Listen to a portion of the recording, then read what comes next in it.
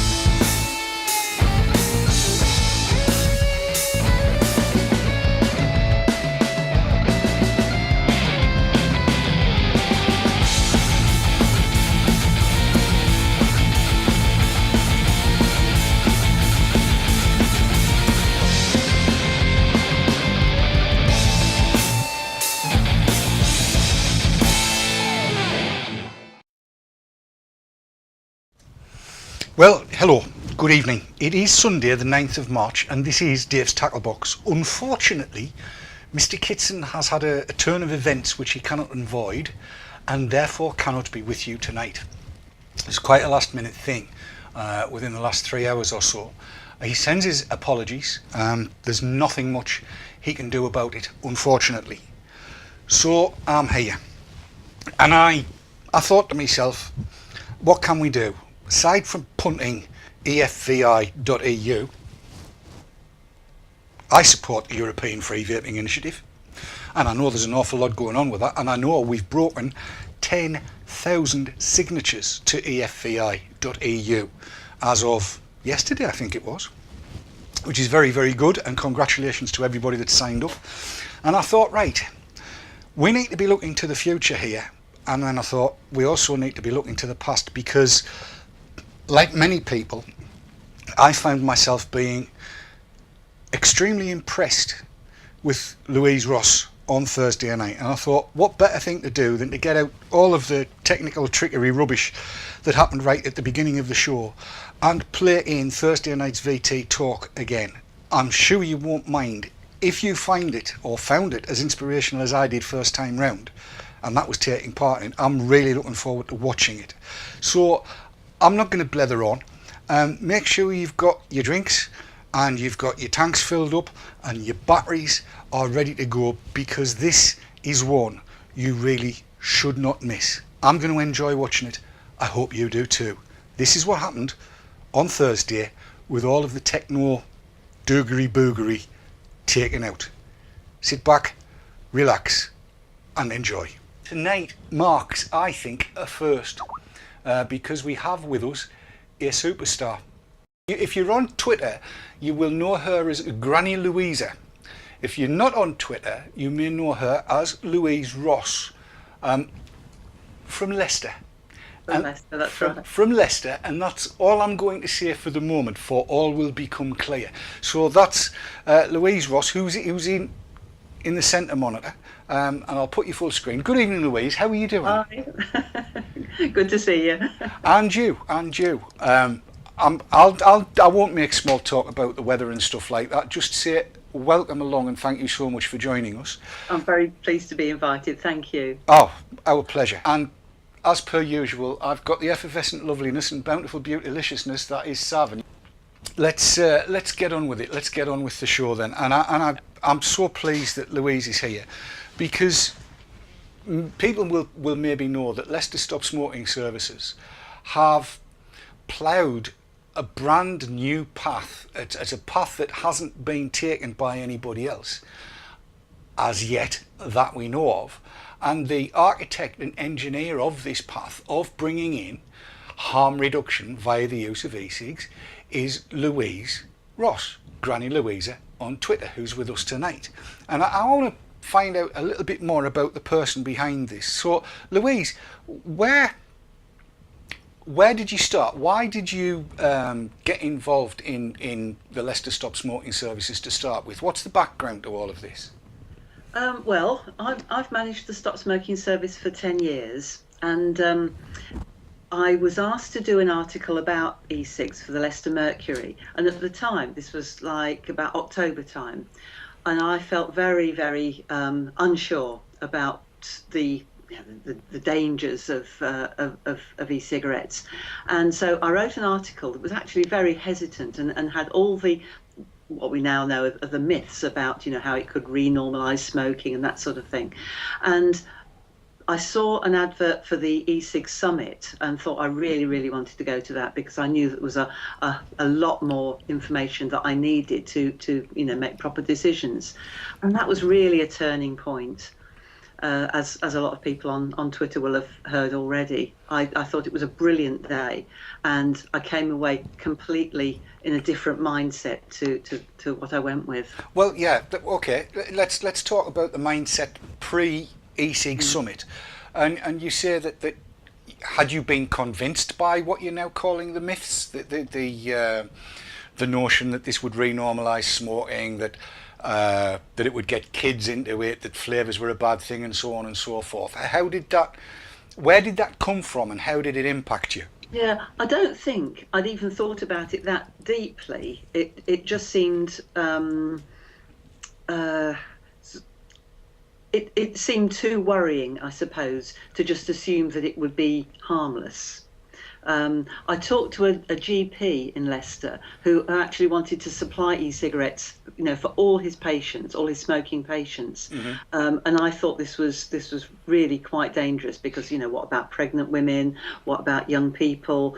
Who was actually going to monitor how effective it was? And he decided not to proceed with it at that point. But in fact, since then we've collaborated, and he was a speaker at the e-cig learning forum that we put on in Leicester, and I think he's going to be a great champion of the whole idea. Indeed. So all of this then, prior to that, you were wary of e-cigs, and then you went down to the e-cig summit. Now, I was there as well, and what interests me is what changed your attitude, what changed your mind at the e-cig summit. What did you hear that prompted this, I don't know what you would call it, revelation? I'll call it a revelation. A turning point. Yes. So what happened to create this turning point for you? Well, I heard you talk for a start. I thought you spoke very, very powerfully. A lot of people didn't they? I think the people on the platform spoke really well, and very convincingly as well. There were clearly some people who had reservations, but Robert West presented the evidence, and his views, and he presented them so articulately, and it made me realise that we actually could see a huge drop in smoking rates. I come from a background, a professional background where we want to see fewer people smoking, and this seemed to have so much potential. But also at the same time, I suppose, back at base, we were hearing from people who were coming to our service saying, I don't want the stuff that we're traditionally offering, like the patches, gum, lozenges, that sort of thing. They wanted to use the e-cigarette, and I think, above everything, we should listen to what people are saying, and give them what they want. That's really interesting, and it leads me down a whole little channel of questions that have just sprung into my mind. I'm assuming that you've got pretty good figures on what the uptake of patches and gums and inhalators and strips and all the various other 6 or 7 different kinds of NRT there are. Since you've started this e-cig program, and I'll get more details about that in a minute, but since you've started that, have you seen a change in what people want to use in order to, and a change in the attitude? Are people no longer coming to you to try and quit? Are they coming to you just to become safer, is what I'm trying to say, I suppose? I think it's hard to generalise at the moment, and if you ask me that again in 6 months' time, we'll have a much better idea of what people are saying. Because up until now, if people wanted to use e-cigarettes, generally they wouldn't use the service.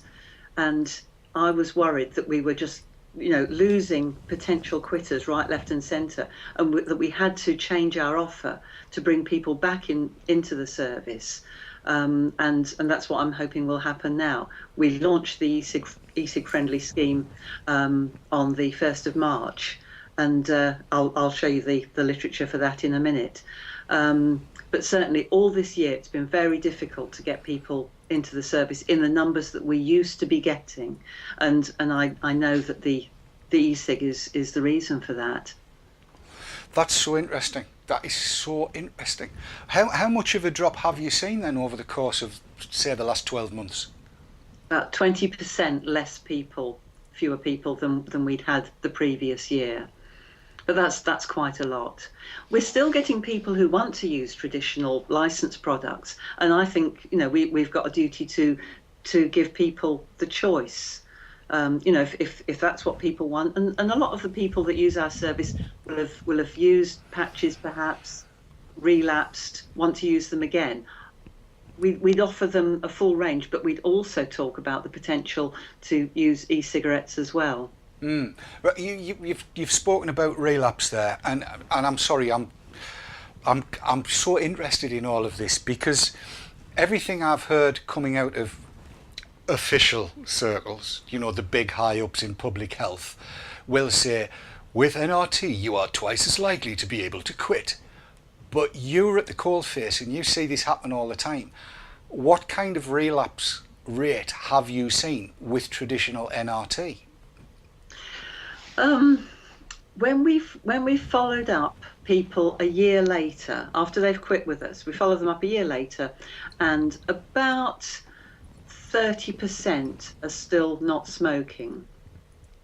It depends. It depends how big a sample you take, but we're often working with some of the most disadvantaged people in our communities, who have a lot of pressures on them to start smoking again. Often they're living in families where everybody smokes, and I mean you know the story as well as I do. How difficult it is to actually stay off cigarettes. But again, when we're talking to people who are vaping, they're saying that they haven't touched a cigarette for months and they don't want to. That there seems to be a new kind of motivation to stay smoke-free once people are using e-cigarettes. It's interesting that you've used that phrase, stay smoke-free, rather than nicotine abstinent. And I have heard from one or two, again, public health professionals who would say that nicotine abstinence is, of course, the best course. And yet, everything that I've seen statistic-wise tells me that if you go for nicotine abstinence, in 93% of cases, that's not going to work. You obviously have a higher rate there, but even so, in 70% of cases, that's not going to work. Are you saying that the people that you speak to that are using e-cigs are achieving, I'm going to call it a smoke-free lifestyle, and are not relapsing at that rate, that they've found something that works for them and is just going to keep them happily harm-free or smoke-free, which the two are interchangeable, aren't they, really? I think it's too early for us to say, and that's why I was so keen to get this scheme running as soon as possible, because the sooner we get started with that and start to get information back from people that are using the scheme. We're calling it the e-cig Insight scheme because it'll give us really, really valuable data about what happens at 12 weeks, 6 months, 12 months, whether people are dual using, whether they're still using nicotine but safely, or whether they've completely stopped being, nicotine users. That's interesting as well, because one of the, unusually for me, I've written some questions down for myself to remind me of what I wanted to ask, because I think this stands a chance. Well, it doesn't just stand a chance. I think this is groundbreaking what you're doing, and I know that there are a few people that have got reservations on, if you like, both sides of the divide. Yeah. I'll say our side, and I'll say the side that rhymes with ants and might have jail in front of it. So how will the e-cig insight scheme work? Because I know you're signing people up to follow-ups and stuff like that. What's the ethos behind it? How is that going to be applied? How will it work? Well, shall I tell you just a little bit about how it came to be? Yes. First of all, I'll show you the. That's that. I'm trying to hold Right, it. right a bit. There you go. So that's the information leaflet. It looks huge and very, very wordy, but we had to, for research purposes, we had to get an awful lot of information in there. Just trying to, sorry, probably making a right hash of this. There's a lot of it. There is, but it's written in very friendly language. When I came back from the e-cig summit, I wrote a proposal that would allow us as a service to enable the use of e-cigarettes without us actually supplying, because we know we're not allowed to supply. But I wanted to do something to draw people in who would be willing to use e-cigs and share their information with us. Mm-hmm. So I ran it past the team, who thought it was great. I took it to public health, and there was this really tense moment where our director of public health was reading my proposal in silence, and I was thinking, what have I done? Am I going to lose my job or something like that? And he looked up at the end and said, "This is really good. You should do it." And I thought you and the viewers would like to know that there is at least one director of public health who's was absolutely convinced that it was the right thing to do. Would you do me a favour, Louise, and give him a name check, please? I think everybody needs to know who's good and who's not. Okay, it's Rod Moore, and he's a good guy. Sounds like it. Sorry, I interrupted. Do carry on. No, not at all. He said that there were processes to go through. Now, he's a lot cleverer than I am. I just want to get things done. He said it had to go through medicines management, information governance, the research people, and it would have to go through the Health and Wellbeing Board, and that's chaired by the Deputy Mayor of Leicester. And he helped me write, a really thorough proposal. It's true. You've had to jump through some hoops there. All of those different people to get this to go. Yeah. Good grief. Yeah. But we got it done so quickly. I wanted it done within, I hoped that it would be done by January. It wasn't, but we've really pushed it hard, and we finally launched it on the 1st of March.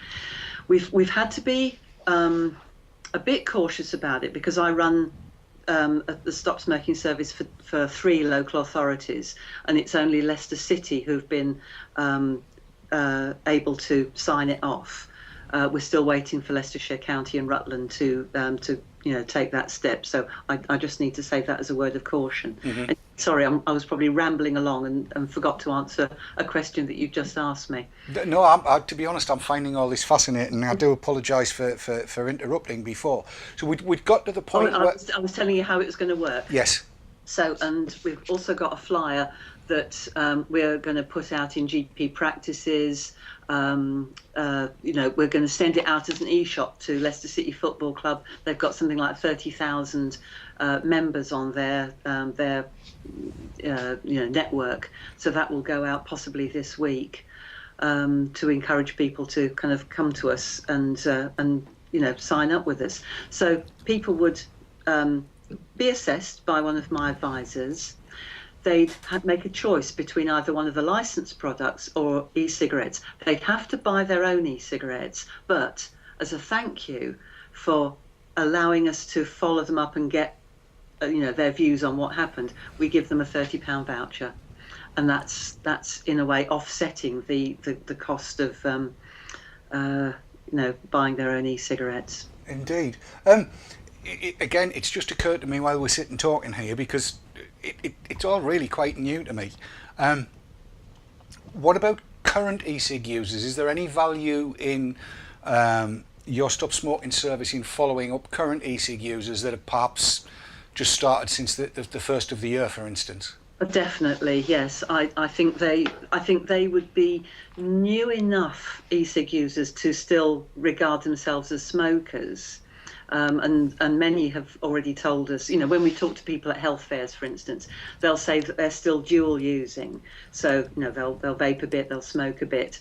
And if you ask, if you didn't have your e-cigarettes, would you buy a packet of 20? And yes, they would. So they're smokers in my mind, and we could offer them the same service. That's interesting. So if anybody in chat knows anyone in the Leicester area that could benefit, and I'll tell you why I say benefit as well, and I'll go full screen for this.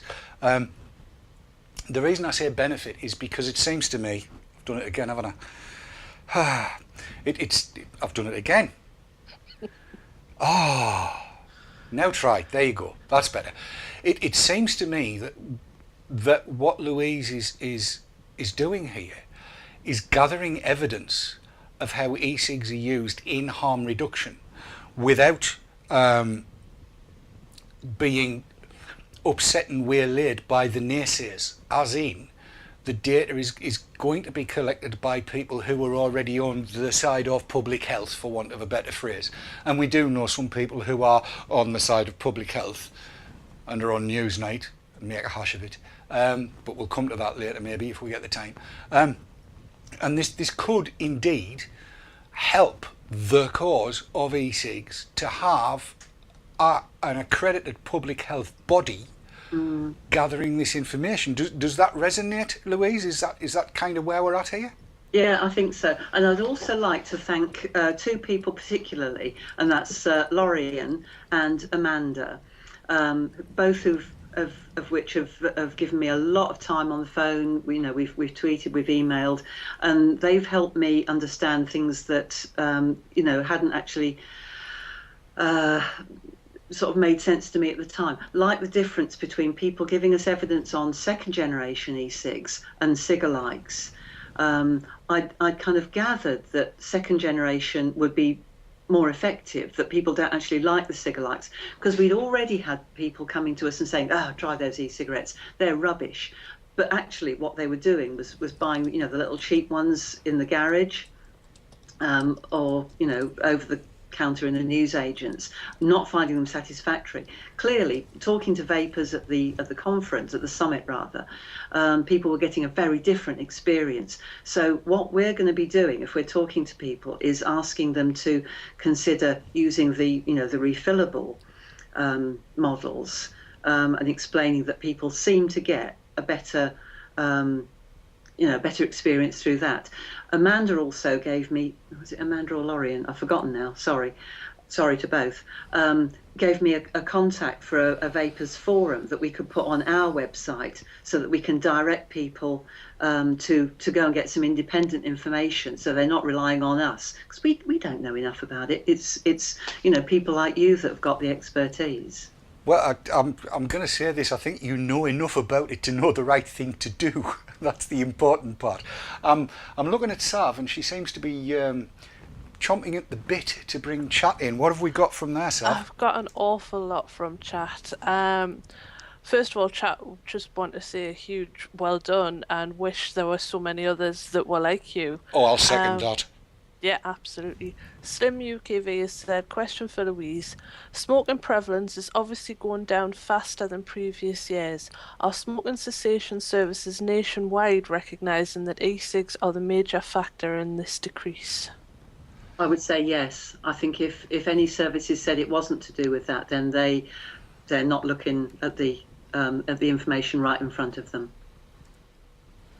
Okay. Fabulous.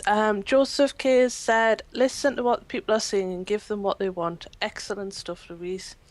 Entropy 72 said, stop smoking should be made as easy and convenient as possible. Rigidly pushing people into the same old therapies that have repeatedly failed them is not helpful and possibly harmful. Leanna Lawless says, I quit quitting. I got sick of repeating it. Luckily, I got a good doctor. Entropy 72 again says, pressure to start smoking again. You mean like being forced to stand outside with the smokers instead of being able to vape inside in your office or workplace? Mr. Desi Vapor has said, how many of those 30% who quit using were lying through their teeth? Take this question with a pinch of salt, but I know if I was still smoking and I was trying to give up using NRT but couldn't, I would be embarrassed to admit my failures. That's not really our experience. I could talk about that, but actually that's a bit of a distraction. But I think we have some good conversations with people that we follow up a year later.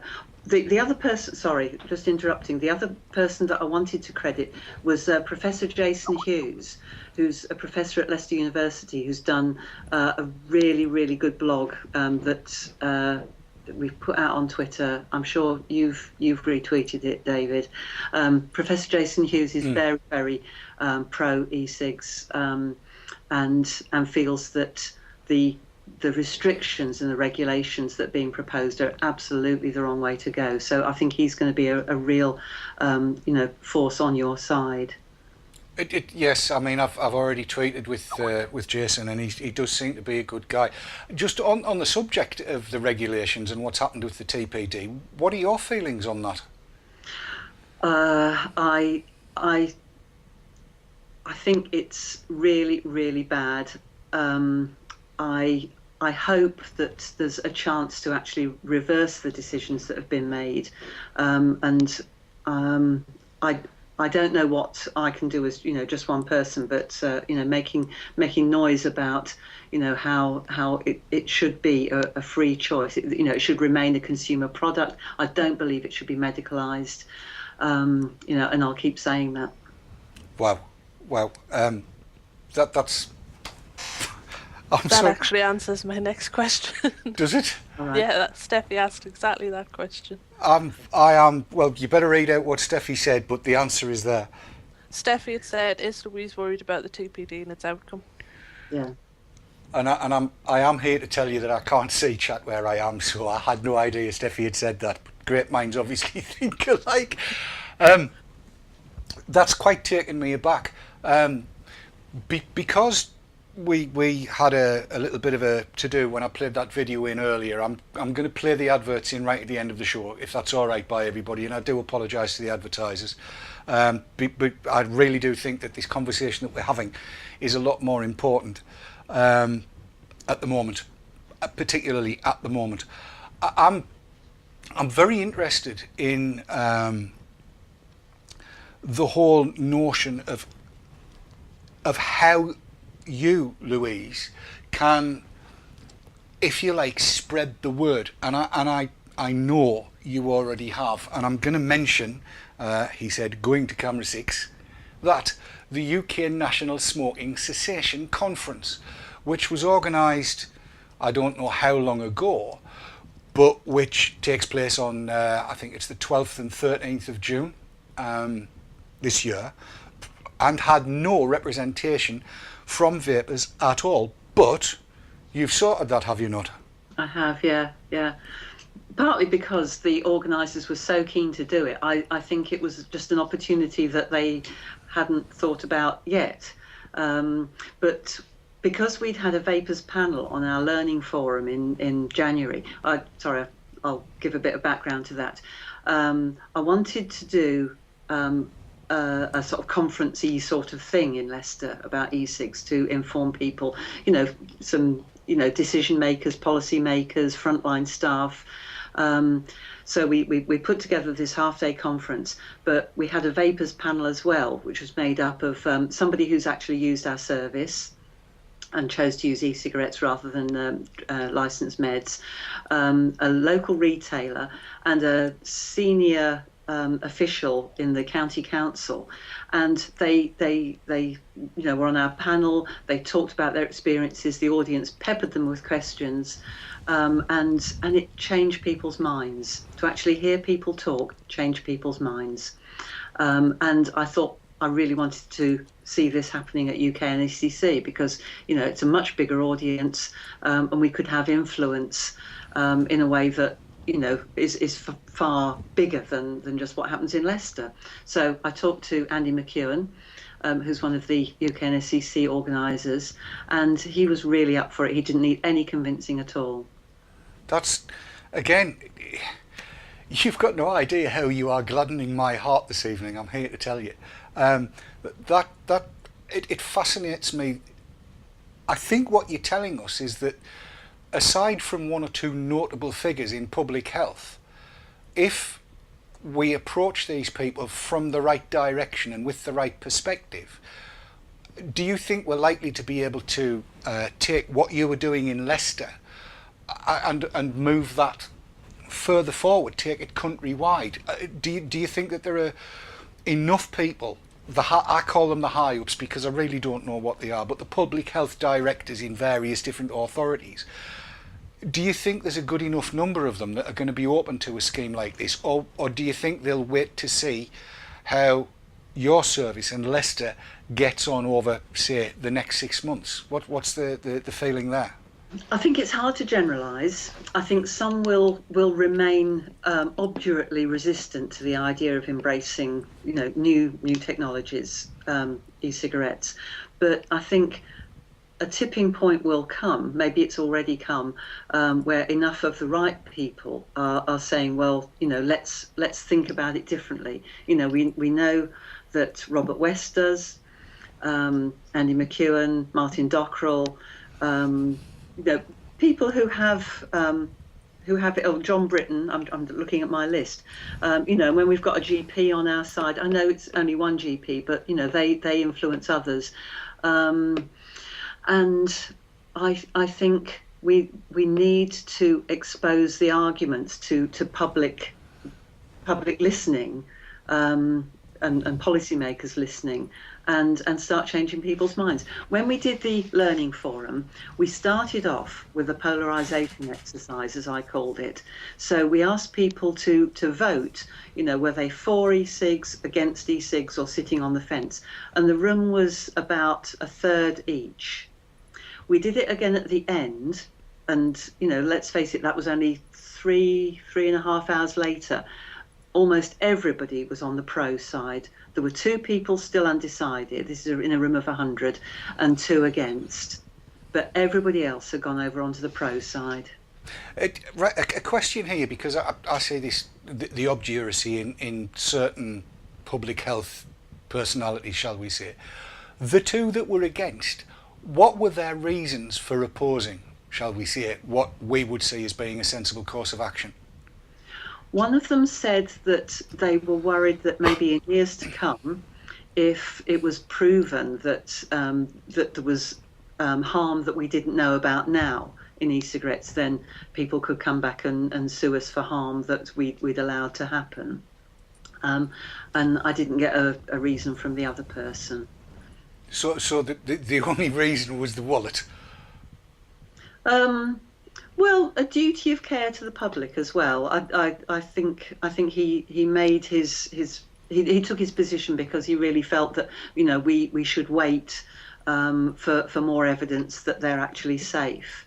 So the argument that they're surely safer than smoking wasn't enough. And I think 1 out of 100, 2 out of 100, that's that's still better than a third out of 100, isn't it? Oh, I would say you're absolutely right there. Yes, without a shadow of a doubt. That's damn good numbers. And I'm seeing Sav's looking concentrated again. What you got, Sav? Got more from chat again. Just got to find where I was. Yeah.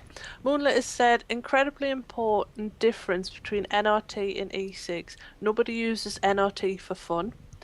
Gary Dibley's got a question. He says, as they are e-cig friendly, have you got any stats or recommendations that you give out on a starting milligram and success rates for milligrams after the switch? Well, that's exactly the point I was making, that they need to go to vapers forums and get some good information, because I wouldn't know the answer to that. I really wouldn't. We have got a really helpful retailer in Leicester who has done some great work. We've worked with e-cig Wizard, and I'm very aware that we can't recommend one retailer out of many for any other reason than they're we found out that, what good guys they are. But I'd expect people to go to a retailer and talk to them about where to start. And we know that the retailers are so helpful too. Yeah, Sav? Yeah.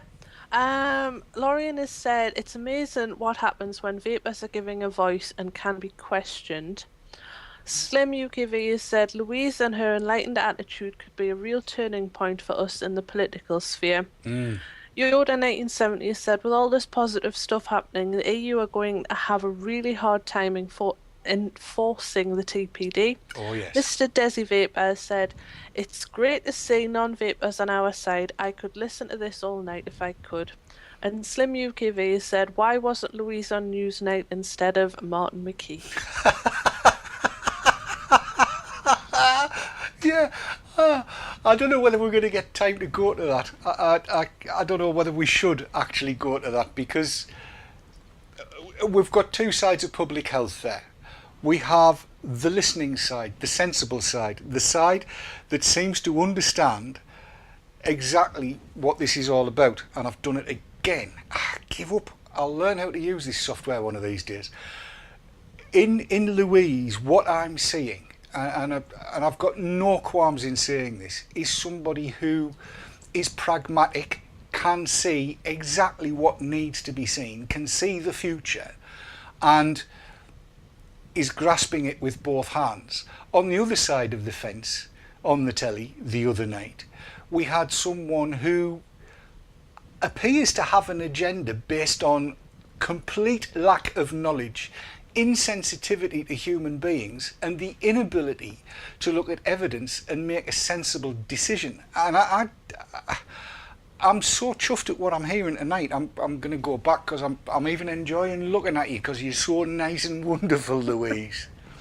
So, at the UK Smoking Cessation Conference then, this Vapers panel, what do we, because I'm on it, and Lorien's on it, and Sarah's on it, and there might be one or two other people going down as well. He said, looking to his right and waiting for Sav to nod. As you do. Yes. What do you think we're going to be doing on the Vapers panel? How's it set up? Is it the Thursday? Is it the Friday?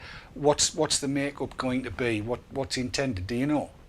I think it'll be a parallel session, so there'll be a number of sessions going on at the same time, and this one will be one.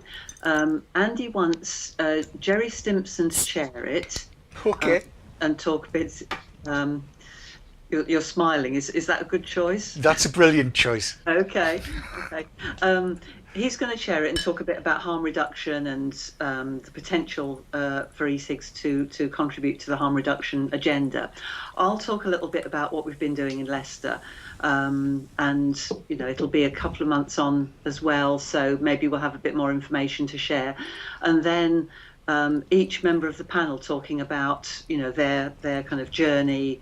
What it's like for them, what's sort of dear to their heart, and then the audience asking them questions, to understand it better. It'll be quite interesting, I think, because the last time there was a parallel session on e-cigs run at a conference similar to this, apparently nobody went to anything else, and the room that the parallel session was in was rammed to the gunnels. I'm not surprised. Yeah. I was going to suggest that they have it in the main hall rather than a room that only holds 50 people. That sounds like a damned good idea, because I've been having a look at some of the delegates that are already on the list, and I'll bring that up. There it is. And you'll be able to see over here, everybody, on the right-hand side. At the top is Professor Linda Bold, and then Professor John Britton. I'm going to put a tick there. Mary Grace Berinsky, who I know of. One, Paddy Costall. We know Paddy Costall, don't we, Sav? That we do, yes. Yes, I think mega good guy, we'll say there. Who else are we looking for? Anna Gilmore is going to be there.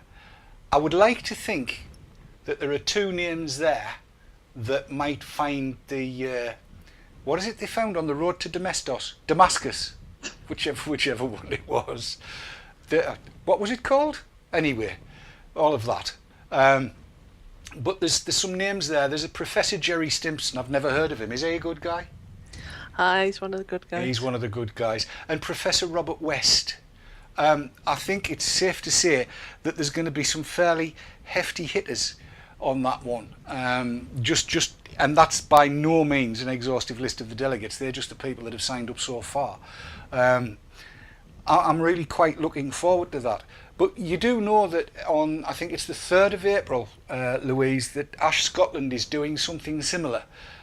Is it the 3rd? I wasn't sure of the date. Yes, it was the 3rd. I believe you got in touch with them, didn't you?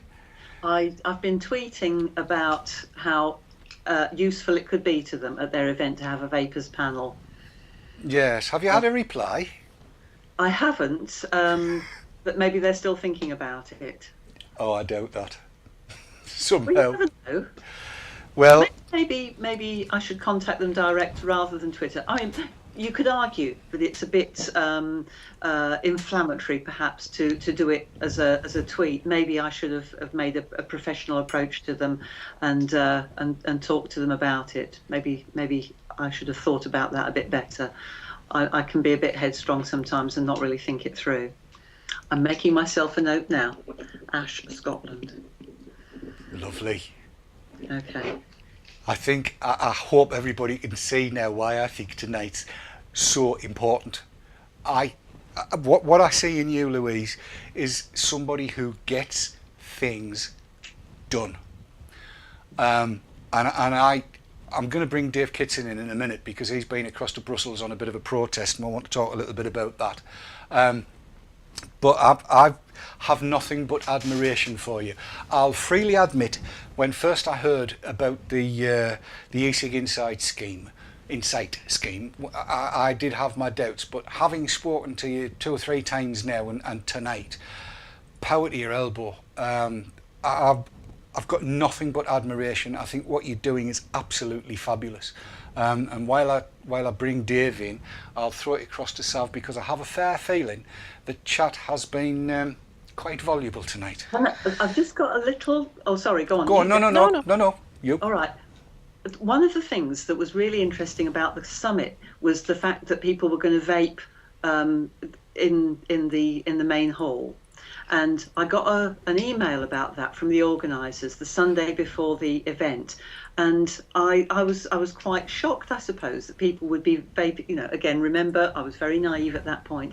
You know, that people would be vaping in an enclosed public space, because everything for since 2007 has been about smoke free, and of course I was really shocked that there was absolutely no smell, that you could go back into the room where people had been vaping after the break, and there wasn't any odour at all, and that, I suppose, stuck with me. And I talked to colleagues in the team afterwards when I went back to Leicester, and it just sounds such a silly little thing, doesn't it?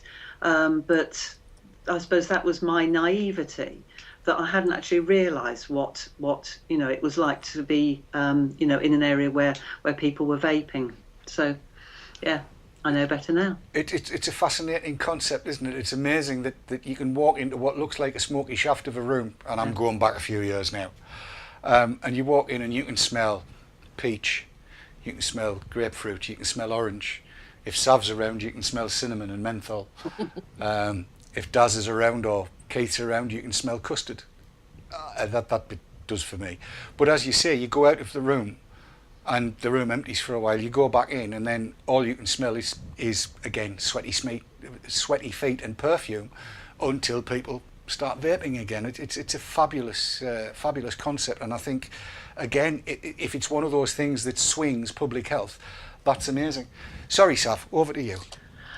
Right, from chat we've got Boating Fuzzy has said, Louise, would it help if we put together some local vapors as buddies to help out and give moral support type thing? Well, yes. Yeah. Well, you mean Leicester people who could be called upon for some views and some discussion? Yeah, that. Absolutely, yeah. Excellent. Boating Fuzzy, if you could get in touch, that would be brilliant, and hopefully we can sort something like that out. Vapor Caper has said the UK government is going to have a really hard time writing hardline regulations, never mind enforcing them. Slim UKV has said, out of interest, do you have any vapors on your staff, Louise? No. We've got ex-smokers, but nobody vapes. But we've started talking to some vapors at the county council. I got some really good information from one lady who, who talked very passionately about, what a difference it's made to her life, and in fact she had some very useful stuff to say about, normalisation. She says she always goes outside to vape, even if it was allowed in the pub, because she likes to stand with her smoking friends, and all her smoking friends want to know, what she's using, what she's bought, where did she get it from, and she's encouraged other people to go and buy e-cigs, and they have. Brilliant. Lipsy has said, tonight I'm finding all this common sense very hard to cope with. Poor Lipsy. Lorraine has said, regarding the panel, no pressure then, Dave. There's never any pressure. Never any pressure. Much not. No, Nelly Scrocket has said, good luck with Ash Scotland. And Entropy 72 is, what I say, Louise, is hope for the future. And I would agree with that. Absolutely, 100%. And look, I've been joined by somebody. We have a Dave Kitson, who I managed to sneak in without making any noise. Hello, Dave. Yes, just as you put me through there, I disconnected my earphones, but I can hear you now. Oh, well, that's all good. That's all good. Have you been watching the show thus far? I've been watching it right from the very beginning. What do you make of Louise? I think it's absolutely fantastic, and just to echo, I think, what a lot of people in chat have said tonight, your first reaction is to be a little bit taken aback by the common sense, isn't it? Yes. Because, I mean, for me, I don't know about you, but we've had a lot of very clever people who've spoken out in favour of e-cigs. But I think Louise is probably the first person I've come across who is actually on the front line, who can tell you firsthand exactly what does and doesn't work for people who want to stop smoking tobacco cigarettes. And if she's saying it works, I'd find it very difficult for anybody to argue with that. I would agree. I would agree absolutely 100%. And I'm so taken by this whole concept and the whole notion that, if it's successful, I honestly can't see why other authorities wouldn't take it up. I think it's fabulous. But the reason I brought you on, Dave, is good. And we're back live now. That was what went out on Thursday, prior to Dave coming and joining us. And it seems, and just to check, yes, I am live. It seems that this whole process that's been started in Leicester is now paying dividends. Let me read you something that Davy Malik sent me in Skype during the course of the show. He said, could I mention that when he saw his GP today, now Davy's been having a lot of issues with his shoulders.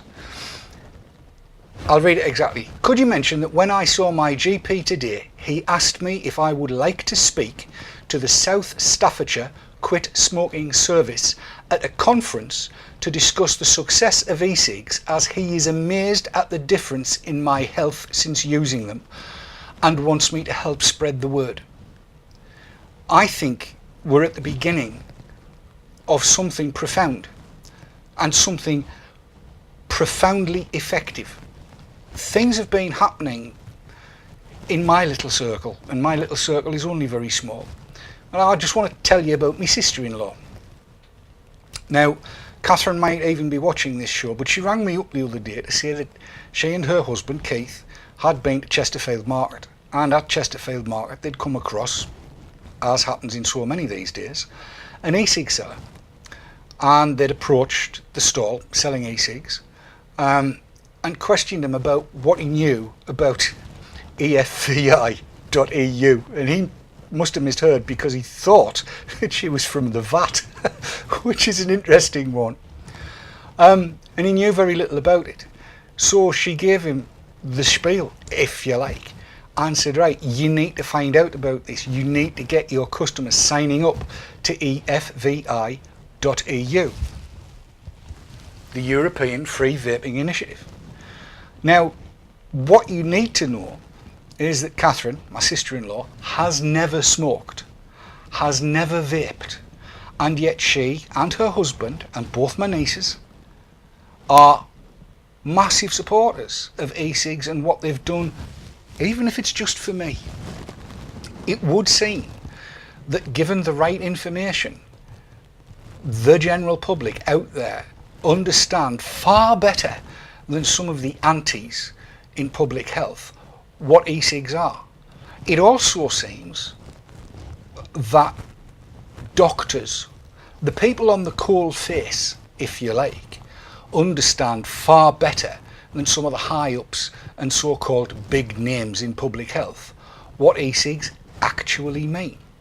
And I think Louise has had an awful lot to do with this, even in the short time that the Leicester Stop Smoking Service e-cig programme has been running. She's getting word out there, and I really am fabulously taken by it all. It's cracking. It's absolutely cracking. Now I'm going to try and do a little bit of a salve here if I can. I've been watching chat all the way through that video. What's this? Yes, time to do some work. Good Lord above. And no, my shirt is not trying to eat the mic. As long as it's not rattling and crackling, it's fine. I sat earlier on today and rigged my gear up to allow me, to print a whole load of these off. There you go. If you've been anywhere and looked, you'll know what they are. These are the paper sign-up forms for the European Citizens Initiative, European Free Vaping Initiative. And I'm going to be going round all of my neighbours with these. I thought I would do it on paper because it's going to be less scary for them. I'm going to go around all my neighbours and sign all my neighbours up. And everywhere I go in the car, I'm going to have a clipboard, 20 or 30 of those on.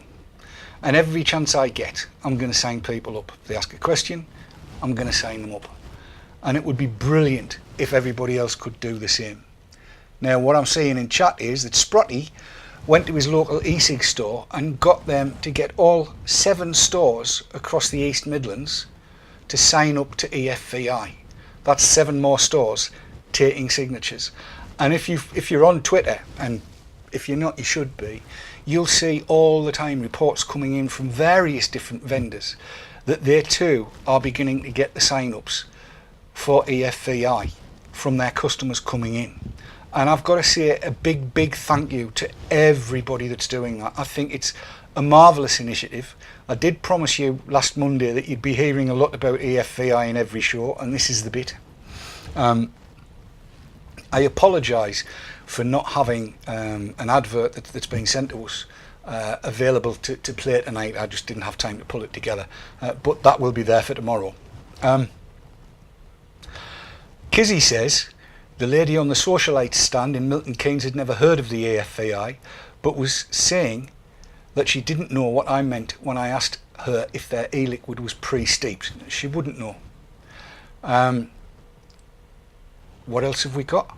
A dentist has popped up out of nowhere in V-Power's Street Life thread about EFVI to defend e-cigs and vaping against the various anti-comments that have been added there. He seems to be pretty knowledgeable too. And as Moonlit says, dentist's opinions certainly couldn't hurt. Vapor Trails Bournemouth is signing up now too. Miles Dolphin's been in there. Shout the names out, I'll read them out. Come on, keep them coming. Digby's Juices has said, Dave, where can we get the paper sign up? We'd like to send it out with all orders.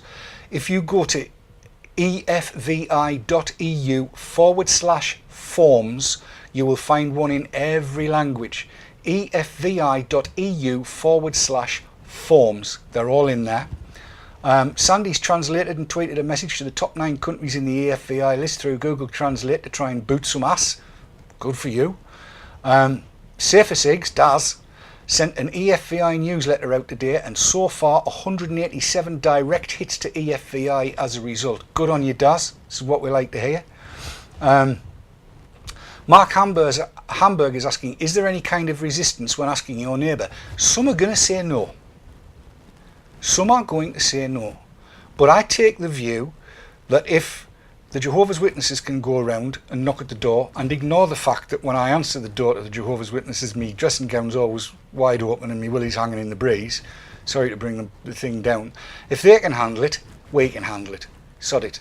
I'm just going to do it. We just do it. You know, if they say no, they say no. You try a couple of times to persuade, but then move on. Life's too short. And we need to get this done. And we need to get it done long before November. Trust me on this one. Becky says her best friend has set 4 postcards for EFVI up in garages locally that stock e-juice. That's good. V-Power said 22 more votes to get to 19%. That's even better. And Sav's just put the link in chat. That's really good. And that's www.efvi.eu/forms. Get the forms down, go around. People actually prefer a bit of paper, I think, than the technological sign up. I can't understand that. But I do know there's an app on its way. And I hope to be able to give you more confirmation of that tomorrow. Monster Rob saying he's emailing all his contacts where he gets e-cigs stuff from, even eBay. That's good.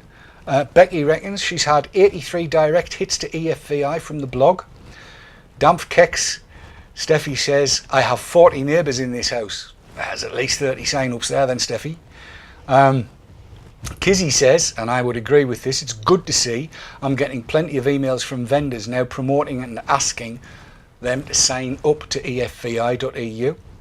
Gary Dibley has said, everyone who signs up can enter a free comp on UKV for some top stuff. They can also take a great deal of pleasure in the fact that they're protecting their own vaping habit. And that's worth a lot, I think. Max and Anna Marie asked the Outlaws and they point blank refused. Both are smokers, even after spending an hour and a half telling them about it. You win some, you lose some, but no never hurts. A smack in the gob sometimes offends, but no never breaks bones. And Steffi Dampfkex has said she can take a 2-year-old with her because little kids always work. Not always. You bring a 2-year-old to my house, then I'll just shut the door. I'm a bit like that. Andy Oakley says he's too busy designing the postcards and forms to get out the house. That's fine. Where am I at? Yes, Entropy said he's really glad the app idea is finally taken off. It could make a big difference. It will make a big difference, Entropy. And I like what Sav says in chat. It was a great idea. It was indeed a great idea. Moonlit has said that he's a technically inclined guy, but he would have to wonder where his data was going if he stuck it into somebody's random iPad. It's funny though, because the same info on paper could go to exactly the same place. Somehow it seems more trustworthy though. That's exactly my point, because I thrust an iPad under somebody's nose and got nowhere. Give them the sheet of paper. There it is, look. Give them the sheet of paper and they'll sign. You go and stand outside your local pub taking signatures, stand outside shopping malls taking signatures. There's all kinds of places we can go to do this. But I see now that time has beaten us once again. Dave Kitson will, I hope and trust, be back with you next Sunday night. Tomorrow night though, I'll be with you, and here's what's going to be happening for the rest of the week.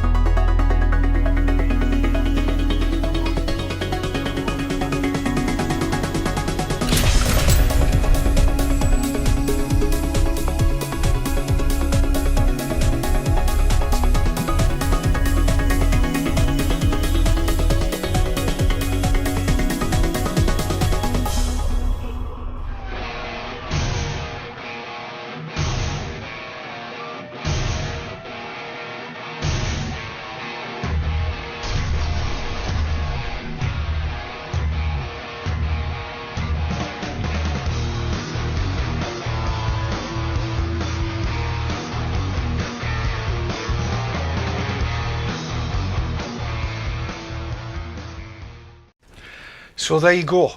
That's Sunday night on vaportrails.tv. I've been Dave Dawn, standing in for Dave Kitson, being tweeted to by Dave Malik. And someone on Twitter suggested that we call everybody in the team Dave to avoid confusion. So my thanks to Dave for production, to Dave for doing the photography, to Dave for keeping me right in the Skype chat, and also to Dave just for being Dave. Until the next time I see you, which will be tomorrow night on the Haze Hour, and that's going to be a good one. Vape on, vape hard, and don't let the bastards grind you down. Till tomorrow night, from me, this has been Dave's Tacklebox. Thanks for watching.